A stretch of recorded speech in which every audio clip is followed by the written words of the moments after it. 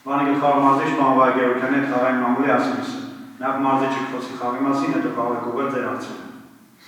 Խաղը շատ ակտիվ սկսեցինք, մենք պլանավորել էինք, նախ սկսեմ նրանից, որ Արմենիայի հետ խաղից հետո ես ամբողջ ցիկլը մարզումային ֆուտբոլիստներին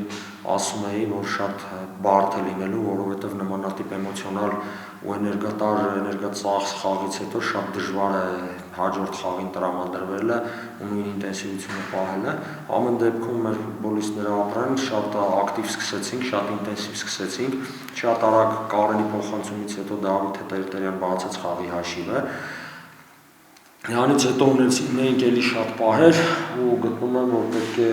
խաղը շատ շուտ ավարտվեր ու գտնում եմ, որ այս խաղը ավելի խոշոր հաշվով կարող էր ավարտվել։ Մենք տեսնում ենք, որ իրացման հետ խնդիրներ ունենք, դա է խնդիրը։ Ընդհանուր առմամբ խաղը լրիվ մեր կոնտրոլի տակ էր, եթե մի պահ հաշվի չառնենք առաջին խաղակեսում այդ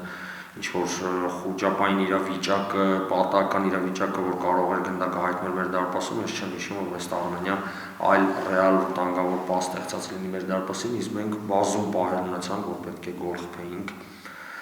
Ամեն դեպքում շատ կարևոր էր 3 միավոր դադարից առաջ բարձր տրամադրությամբ են գնում դադարի։